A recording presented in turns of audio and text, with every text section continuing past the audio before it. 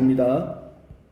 하나님 말씀 이사야서 7장 말씀을 보겠습니다. 이사야 7장 오늘 10절에서 17절까지 말씀을 한 절씩 교독하겠습니다. 이사야 7장 10절에서 17절까지 말씀입니다. 구약성경 976면에 있습니다. 제가 7장 10절 말씀 먼저 봉독하겠습니다. 여호와께서 또 아하스에게 말씀하여 이르시되 너는 내게 여호와께 당신을 구하되 깊은 데서든지 높은 데서든지 구하라 하시니 아하스가 이르되 나는 구하지 아니하겠나이다. 나는 여호와를 시험하지 아니하겠나이다 한지라.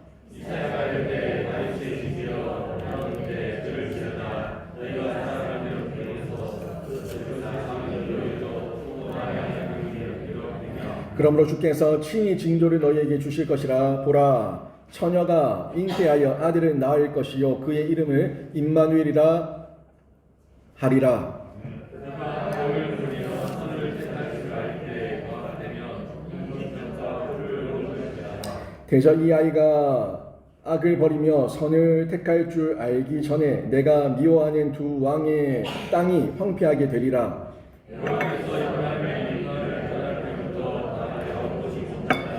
너와 내 백성과 내 아버지 집에 임하게 하시리니 곧 아수르 왕이 오는 날이니라. 아멘. 이 자리에 나와 예배한 우리 모든 성도님 한 분 한 분이 임마누엘의 은혜를 마음껏 누리시기를 주님의 이름으로 축원합니다. 여러분에게 질문을 하나 던지는데 이스라엘의 수도가 어디입니까? 예루살렘입니까? 이스라엘의 수도가 어디입니까? 크게 자신 있게 말씀해 보세요. 어디입니까? 예루살렘입니까? 네. 이스라엘의 수도는 예루살렘이 맞습니다. 이스라엘의 헌법상 맞습니다. 하지만 이스라엘이 자신의 수도가 예루살렘이라고 하면은 여러 세계 나라들이 난리가 납니다.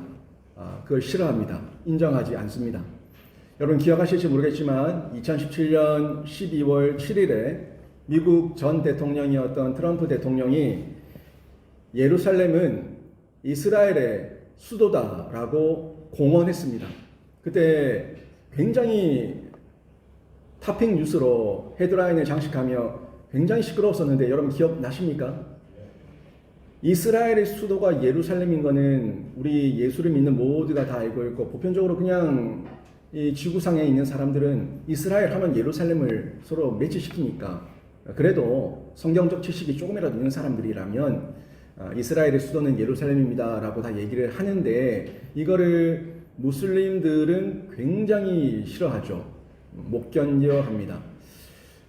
이것 때문에 수도가 어디냐라는 걸 언급하는 것 때문에 굉장히 큰 파장이 생길 수가 있고 이게 심각한 지경에 이르게 되면은 제3차 세계대전도 일어날 수가 있는 그런 문제의 화두가 뜨거운 감자가 예루살렘이기 때문에 그렇습니다. 이유는 그래요. 이유는 그 예루살렘은 유대교의 성지입니다. 유대인들의 성지예요. 그리고 이슬람에게도 자신들의 성지가 되고요. 천주교를 포함한 우리 기독교에도 성지가 되는 곳이 그 예루살렘이기 때문에 그렇습니다. 그래서 예루살렘에 보면은 예루살렘 그 성벽을 통해서 지금 보존되고 있는 그 안에 성 안에 여러 가지 유적들과 또 어떤 과거에 쓰였던 어떤 예배처소, 기도처소들이 있는데 그곳이 다 분배가 되어져 있습니다. 이쪽 관할은 유대교 관할, 이쪽 관할은 무슬림 관할, 이쪽 관할은 천주교 관할. 천주교에서도 또 그리스 종교, 러시아 종교 여러 가지 종교들이 있다 보니까 이런 영역들로 쪼개져서 서로가 그 키를 가지고 있어요. 그 키가 자신들이 관리하고 있는 영역의 키예요. 여기에 대해서 국가가 이러쿵저러쿵 개입하지 못하는 지경에 있는데 이거는 자칫 잘못하면 종교 전쟁으로 퍼질 수 있는 큰 화약고가 되기 때문에 그렇습니다. 그래서 지금 많은 국가의 대사관들은 보통 수도에 있죠. 수도에 있는데 이 대사관이 텔아비브에 있지 않습니까? 이스라엘 예루살렘에서 조금 떨어진 곳에 텔아비브가 거기 이스라엘 국제 공항도 있고 그 주변으로 해서 대사관들이 많이 있는데 그때 트럼프가 미 대사관은 예루살렘으로 옮기겠다라고 얘기도 하고 그런 것 때문에 뉴스가 굉장히 시끄러웠던 적이 있었습니다. 아무튼 이런 각자에게 주어져 있는 그 예루살렘을 자기들이 관할하고 있고 관리하고 있다는 그 열쇠, 그런 열쇠들을 나눠줘서 서로 간의 긴장 속에 평화를 유지하고 있는 곳이 예루살렘이에요. 뜨거운 감자죠. 굉장히 뜨거운 감자입니다. 왜 이런 긴장이 있겠습니까? 서로가 우리들의 성지라고 얘기하기 때문에 그런 거예요. 서로가. 3000년 전에 솔로몬이 그 땅에다가 성전을 지었잖아요. 솔로몬의 성전. 다윗 왕의 아들. 다윗이 다 준비해 놓은 그 재료를 통해서 솔로몬이 성전을 짓고 하나님께 봉헌했던 곳. 거기가 예루살렘인데요. 그래서 유대인들에게 있어서는 다윗 왕조에 대한 자부심과 자긍심이 아주 명확하고 거기에 대한 이 자존감, 정체성을 가지고 있기 때문에 아직도 이스라엘 국기에는 다윗의 별을 그려놓고 있습니다. 다윗 왕조의 그 명성과 그 영광을 회복하기를 바라는 사람들, 이 사람들이 유대인들이에요. 그런 유대인들에게 성전이 있었던 곳, 하나님께서 그 1000번제를 받으시며 또 그 성전에서의 예배와 솔로몬의 기도를 받으셔서 하나님께서 역사하셨던 그곳에 대한 이 마음이 있는 거죠. 지켜야 된다는 거예요. 어떤 일이 있어도 이 예루살렘을 지켜야 된다라는 그런 마음이 유대인들이 가지고 있습니다. 거기다가 무슬림, 이슬람 같은 경우에는 자신들의 이 성인이죠. 자기들의 성인 무함마드.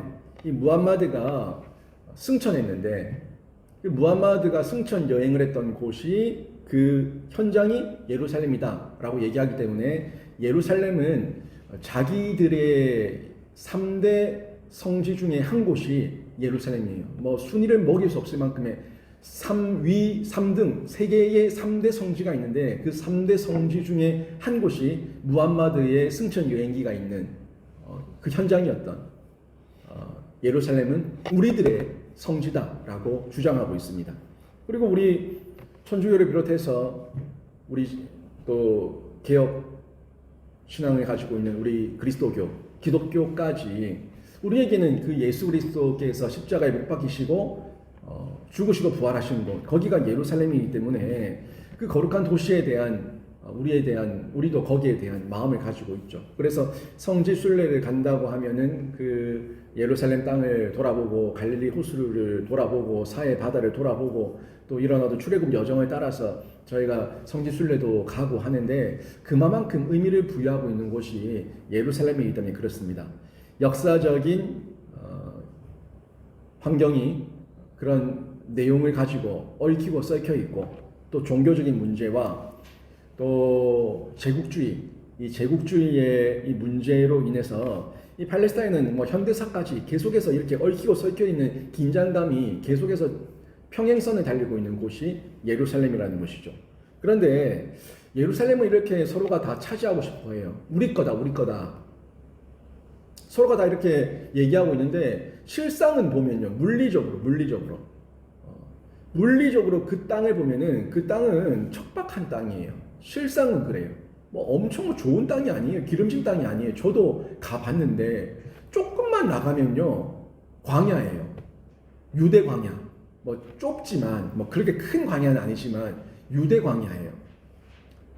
척박한 땅이라는 거죠. 그리고 여기는 해발이 굉장히 높아요. 고지대.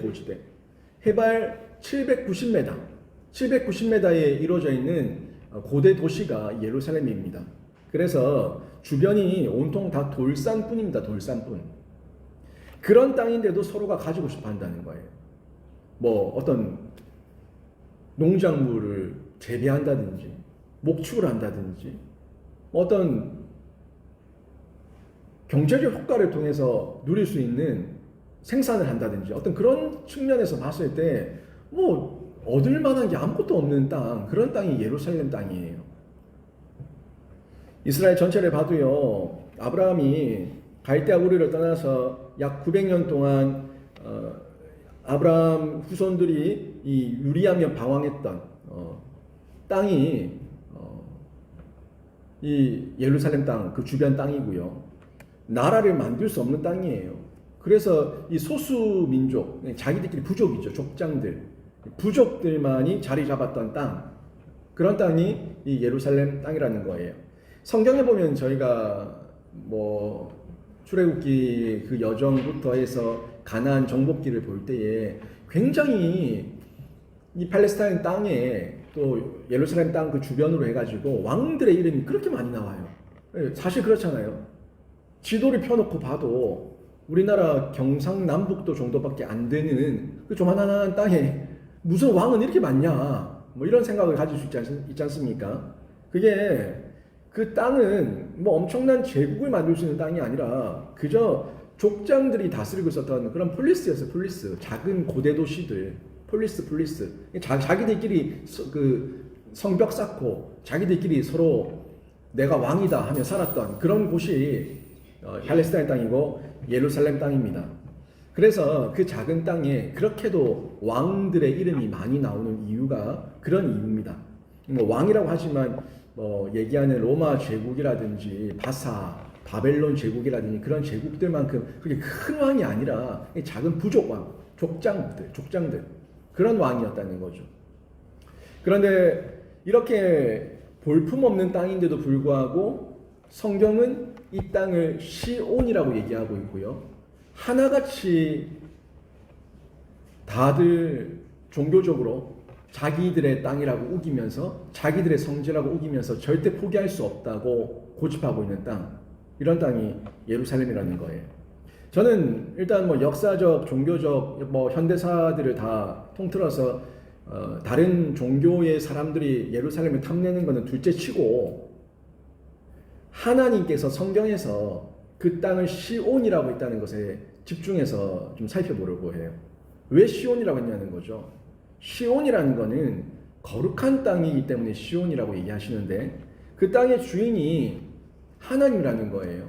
그 땅의 주인은 사람이 아니고 족장이 아니고 창조주 하나님, 그 하나님이 이 땅의 주인이고 이 땅의 통치자다라는 걸 우리에게 알려주시기 위해서 시온이라고 말씀하셨고, 그 시온 땅에는 하나님의 법과 통치와 질서가 이루어지는 곳이어야 한다고 말씀하고 있어요. 그래서 이스라엘 민족을 그 땅을 보낼 때 율법을 주신 이유도, 또 왕을 세울 때 왕에게 명령하셨던 내용도 하나같이 보면은 모든 최종적 권위는 사람에게 있지 않고 하나님에게 있고 하나님께 묻고 하나님의 뜻대로 할 것을 가르치고 있는 것을 저희가 확인할 수가 있습니다. 시온은요, 지금 우리말로 얘기하면은 임마누엘이에요. 시온은 하나님의 통치가 있는 곳이고 하나님의 임재가 있는 곳이 시온이에요. 그 얘기를 다시 하면, 지금 우리 얘기하면 임마누엘. 임마누엘이 뭡니까? 하나님이 우리와 함께 계신다. 이게 임마누엘 아니에요. 임마누엘, 하나님께서 우리와 함께 계신다. 결국 시온이라는 것, 에덴이라는 것, 천국이라는 것, 그거는 하나같이 공통점은 하나님의 임재가 있고 하나님의 다스림이 있는 곳을 에덴이라 얘기하고 천국이라 얘기하고 시온이라 얘기하는 거예요. 같은 맥락에서 다 공통점을 가지고 있지만 표현만 하나님께서 성경에서 여러 표현으로 말씀하셨던 것 뿐이죠. 성경은요, 이스라엘과 예루살렘 땅이 아무것도 없는 척박한 땅이지만 그 땅이 시온이 되고 하나님의 임재가 있을 때 이른 비와 늦은 비에 복을 주시고 하나님께서 먹을 것과 입을 것과 모든 쓸 것을 채우시겠다고 말씀하고 있어요. 그래서 그곳에서 하나님께 기도하고 하나님께 간구할 것을 늘 끊임없이 말씀하고 있다는 거죠.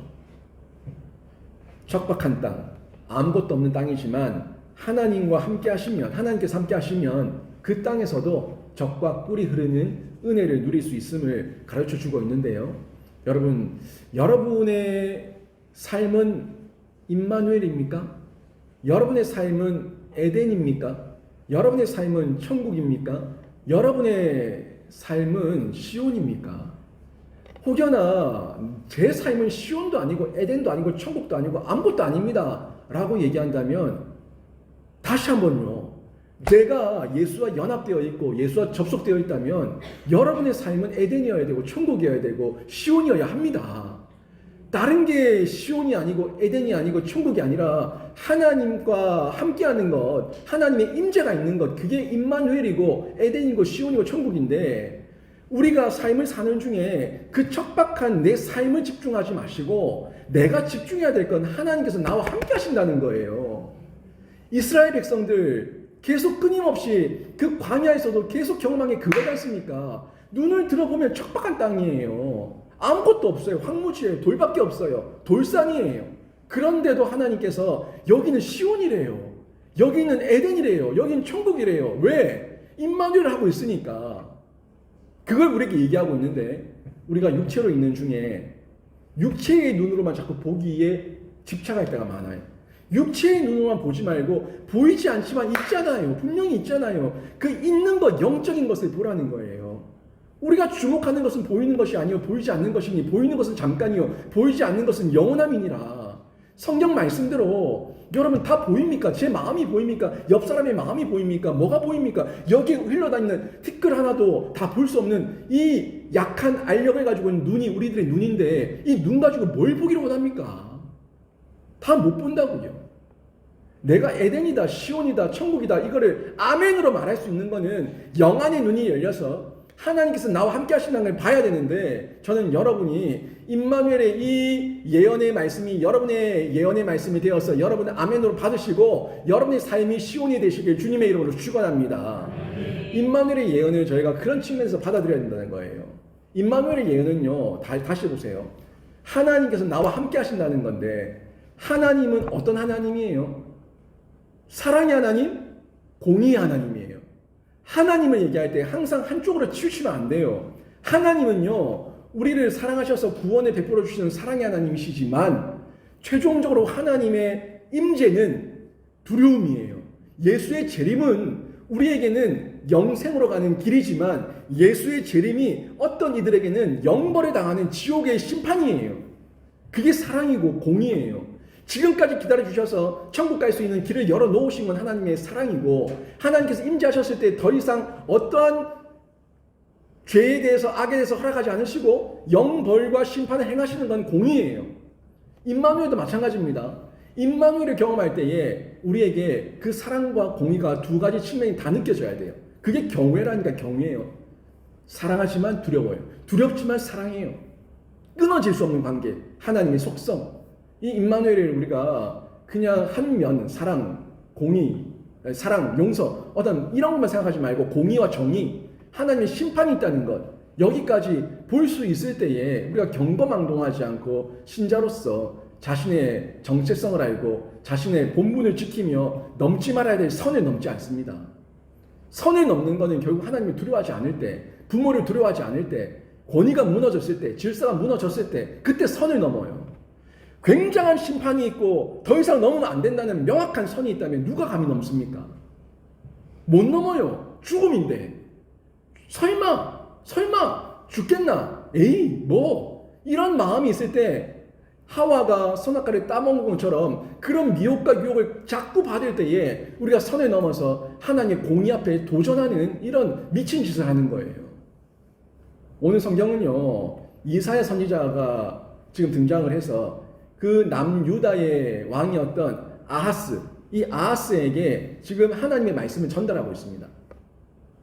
이 아하스 때에 어떤 일이 있었냐면은 아람의 르신, 아람의 그 위쪽, 북쪽에 아람이라는 나라가 있었는데, 아람의 르신이라는 왕이 주변 나라들과 그 당시에 북이스라엘의 베가라는 왕과 함께 연합을 해가지고 예루살렘 남유다를 공격하는 시기였어요.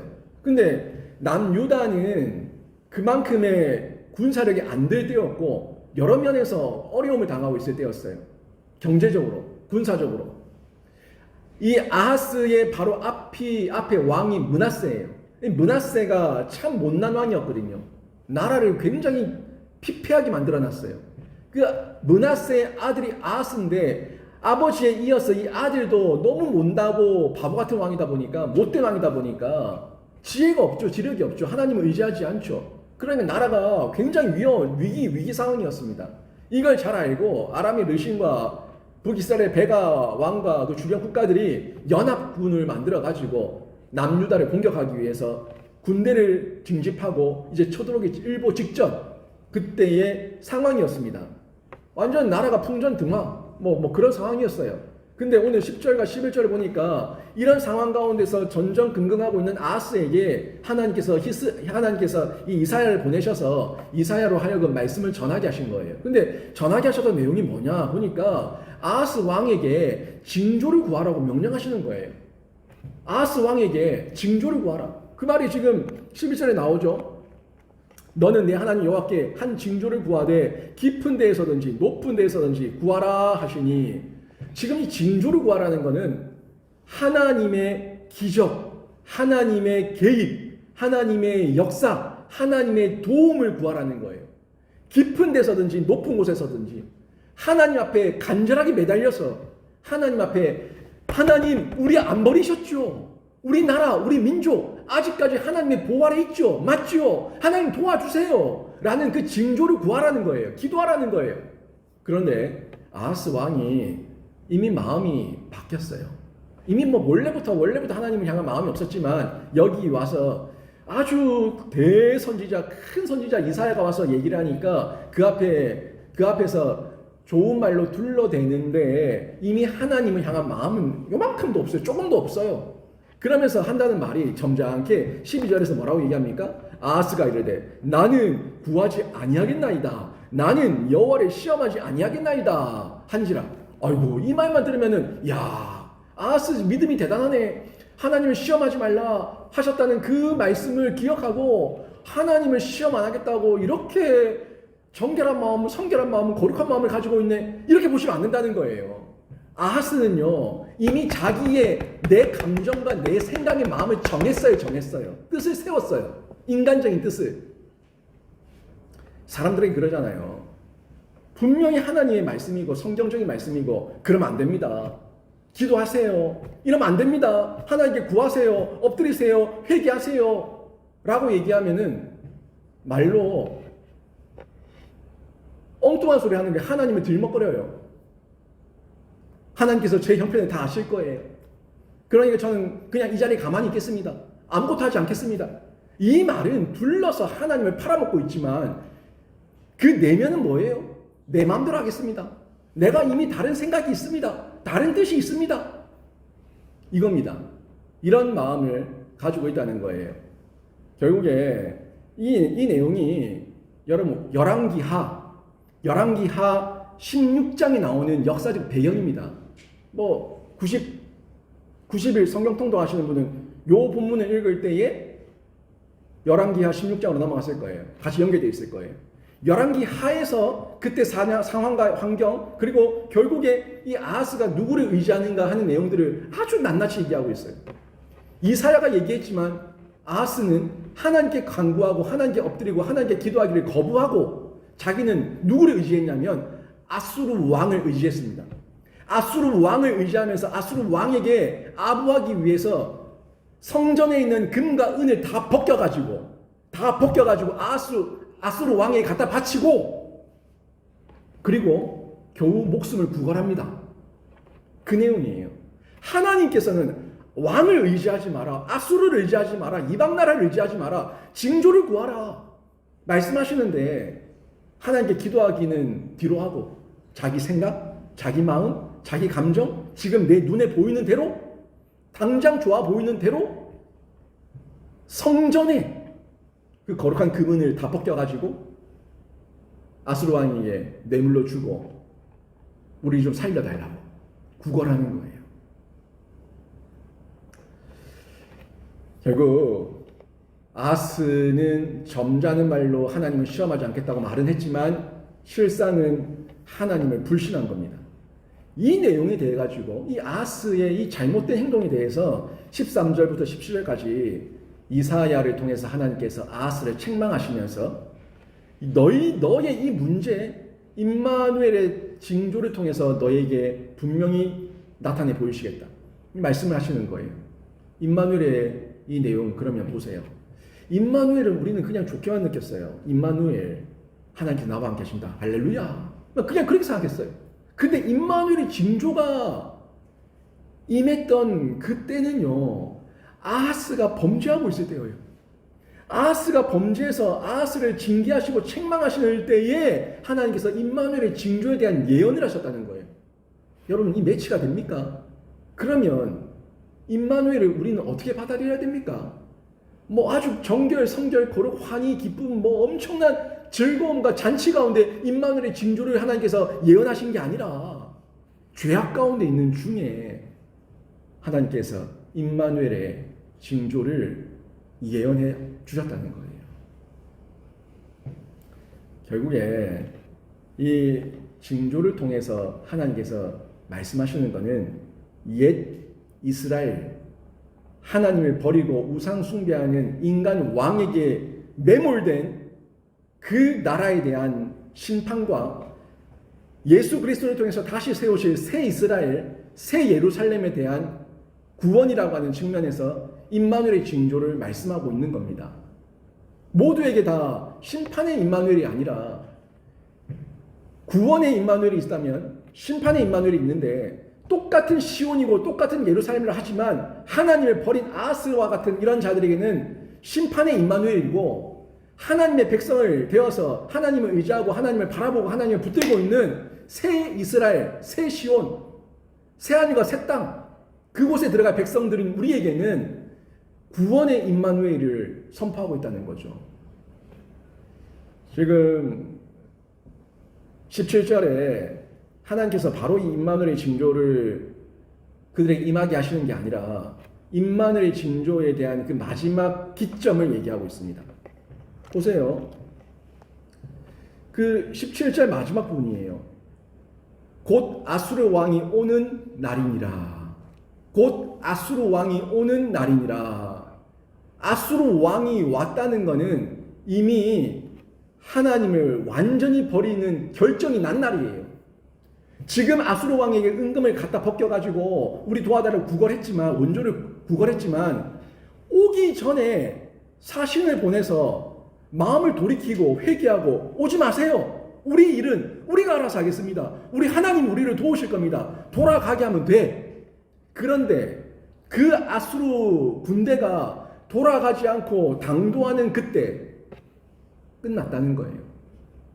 그 이방 나라의 군대가 이르는 그때에 임마누엘의 징조가 너에게 임하는데 너희에게 심판의 임마누엘이 임할 것이다 하는 말씀을 말씀하고 있는, 전달하고 있는 내용입니다.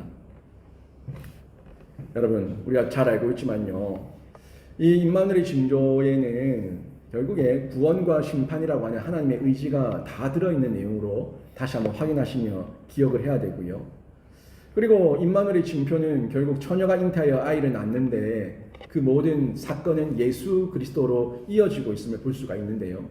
예수 그리스도의 첫 번째 오심은 구원의 표적을 보이시기 위해서, 구원의 완성을 위해서 오셨다면 마지막 오시는 그 재림 때는 심판의 완성이에요.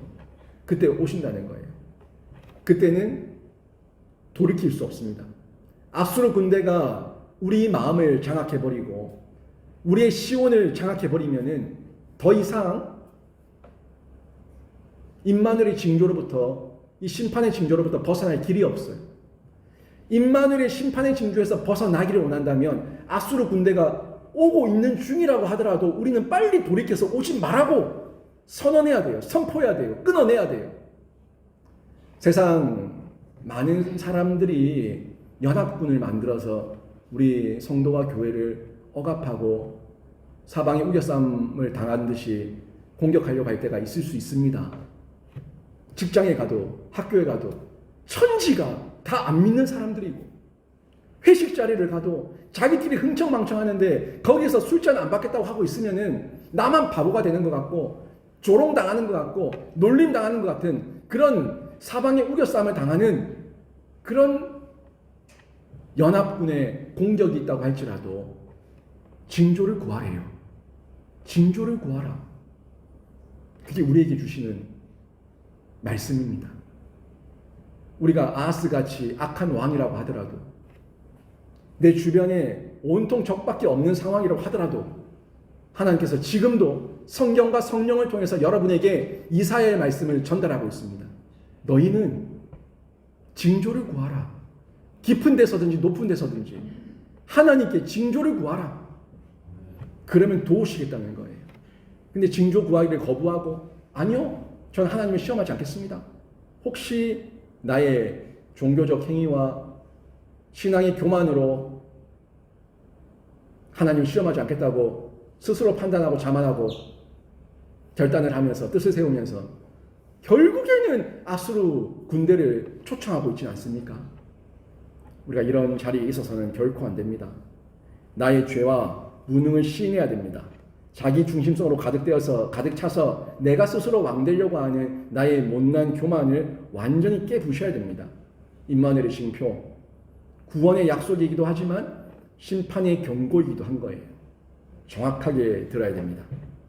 결국 마태복음 1장을 통해서 마리아가 처녀가 잉태하여 성령으로 잉태되어 아기를 낳았고 그 아기 예수 그리스도가 이 땅에 오셔서 그리고 공생의 사역을 통해서 죽으시고 부활하시고 완전한 구원의 성취를 이루셨습니다. 이제 다시 오실 예수, 그 예수는 심판의 왕으로 오실 건데 그 전에 우리는 아직 기회가 있어요. 징조를 구하고 혹여나 세상에 아수르 군대를 초청했다면 지금이라도 오지 마라고, 하나님께 맡기겠다고, 하나님을 의지하겠다고 결단하는 은혜가 있어야 되는데 이게 복음의 능력입니다. 저는 여러분이 척박한 땅을 살고 있지만 분명히 여러분에게 하나님께서 징조를 구하라고 말씀하고 있는데 이 말씀을 아멘으로 받으시고 여러분은 하나님께 징조를 구하셔서 높은 곳에서 깊은 곳에서 어떤 곳에서든 하나님을 만나시고 하나님의 은혜 가운데 임마누엘을 누리는 신자가 되시길 주님의 이름으로 축원합니다. 여러분에게 복음의 능력이 있습니까? 복음의 능력을 체험하기 위해서는 우선 나를 비워야 하고 겸손해져야 합니다. 하나님께서 연합군의 침공으로 공경에 처한 아하스 왕에게 징조를 구하라고 말씀했지만 아하스는 번지르한 말로 하나님 시험하지 않겠다는 그런 허울 좋은 말로 둘러댔습니다. 우리 삶에도 있어요. 이렇게 합리화, 저렇게 합리화, 자기 합리화, 말씀을 이상하게 꼬아서 심판의 메시지는 다 지워버리고 복과 용납과 용서의 메시지만 어떻게 갖고 와가지고 끼워 맞춰가지고 이래도 용서하시겠지, 저래도 용서하시겠지, 이런 껍데기만 치장하는 우리들의 모습이 있을 수 있습니다. 겉보기는 그럴듯할지 모르겠지만 이건 가장된 경건이고 가짜 경건입니다. 하나님은 아십니다. 분명히 아시고 그 향기를 맡으시고 이거는 내 향기가 아니다. 향기로운 향기가 아니라 썩은 냄새다. 마당만 밟고 갈 뿐이다. 역겹다. 꼴도 보기 싫다. 하나님께서 이스라엘 민족을 향해서 쏟아부으셨던 그 책망의 메시지를 우리에게도 하실 수 있다는 걸 기억해야 돼요. 마음의 중심이에요. 마음의 중심이 성결하고 정결하고 신실하고 거룩하고 주 앞에서 부끄러움 없이 신앙의 자세를 우리가 견지해 나가며 성장해 나가야 됩니다. 징조가 필요 없다고 할 만큼 아하스는 이미 아수르를 의지하기로 뜻을 세웠습니다. 혹시 여러분이 하나님께 징조 구하기를 거부하고 세상과 사람을 의지하기로 뜻을 세우진 않았습니까? 그런 뜻을 세웠다면은 아니요, 안 됩니다. 하나님께 먼저 징조를 구하시기를 바랍니다. 신앙을 가장한 불신앙의 모습이 우리에게 있지는 않는지 확인하십시오. 우리나라도 마찬가지예요. 이 척박한 땅, 뭐 자원이 있어요, 뭐가 있습니까? 여기 이 나라 남한에는 대한민국에는 아무것도 없어요. 자연 광물도 저 북한에 많지. 남쪽은요, 여러분 더 역사를 통해 더 잘 알지 않습니까? 뭐 어르신들은 더 잘 알죠. 북한이 훨씬 더 잘 살아요. 그런데 하나님께서 이 나라 이 민족을 이렇게 바꿔놓으셨습니다. 이렇게 바꿔놓으셨어요. 하지만 이 땅도 하나님 없으면은 결국에 척박한 땅입니다. 광야예요. 주변 보세요. 온데 강대국이고요. 사방은 다 막혀 있고요. 우리나라는 어찌 보면 다 막힌 나라입니다. 위로 막혔고 삼면은 다 바다고 갇혔어요. 그런 나라에 하나님께서 복을 주신 거예요. 북한의 핵 문제, 주변 강대국 간의 외교 문제, 여러 문제들이 있지만 우리가 한미 동맹도 중요하지만 그 한미 동맹을 너무 의지하다가 아수르를 의지하는 이 아하스의 모습이 되지 않을까 심히 두렵고 떨리는 마음으로 한미 동맹도 하나님 안에서의 한미 동맹이지 하나님 없는 한미 동맹은 있을 수도 없고 하나님께 기도하는 가운데 하나님께서 길을 열어주신 한미 동맹이어야 되지 하나님 없이 그냥 미국만 있으면 된다는 이런 교만을 가지고 있다면 아하스가 아수르를 의지한 것과 전혀 다를 바가 없다는 거예요. 한국교회가 이런 면에서 깨어서 기도해야 됩니다. 타락과 교만 가운데 교회가 많이 위축됐어요. 하지만 아직까지 하나님께서 한국교회 가운데 믿음의 그루터기들을 남겨놓으셨기 때문에 믿음의 그루터기를 통해서 다시금 싹이 돋게 하시고 자라게 하시고 열매 맺게 하시고 예수 그리스도의 푸르른 계절 다시 오게 하셔서 성교하게 사명 감당하게 하실 줄로 믿습니다. 복음의 능력 다시 드러낼 수 있는 야성이 우리 한국교회에 필요합니다. 우리 영신교회에도 필요하고요. 우리 성도들에게도 필요합니다. 안일하게 나 하나쯤 나만이라는 이런 교만과 자만과 이기적인 마음의 종교적 자세는 버리고 복음의 야성 어떻게든 나가서 전도하고 어떻게든 나가서 선교하자는 이 복음의 야성으로 우리가 똘똘 뭉치면 하나님께서 이 나라 이 민족 임마누엘을 하시기 때문에 우리에게는 심판의 임마누엘이 아니라 구원과 회복의 임마누엘이 될 줄로 믿습니다. 세상은 예루살렘이 누구의 수도냐? 그 물리적인 저 땅, 중동에 있는 저 땅이 누구의 땅이냐? 누구의 수도냐? 이것 가지고 서로 싸우고 있지만 아무리 예루살렘, 이름만 예루살렘, 아무리 이름만 시온이라고 해도 거기에 하나님이 없고 하나님을 향한 예배가 없다면 거기는 더 이상 시온이 아닙니다. 그냥 옛 유적지일 뿐이에요. 시온은 하나님께 예배가 있는 이 자리가 시온인 줄로 믿습니다. 여러분의 가정이 시온이고 여러분의 일터가 시온이고 여러분의 학교가 시온이고 예배가 있는 그곳 하나님께서 임재하시는 그곳 거기가 시온이에요. 물리적인 그 땅이 국한된 지역의 신 하나님이 아니라 온 인류를 창조하시고 다스리시는 하나님의 임재가 있는 그분이시기 때문에 어디든 하나님의 임재를 경험한다면 거기가 시온인 줄로 믿습니다. 말로만 임마누엘 외치는 자가 아니라 지리적, 문자적 예루살렘에 매이지 마시고 실제적 복음과 하나님의 임재가 있는 시온을 선포하시고 시온을 누리시고 또 시온 백성답게 그리스도인으로 살아내셔서 날마다 하나님께 영광 돌려드리는 귀한 신자 다 되시길 주님의 이름으로 축원합니다. 아멘.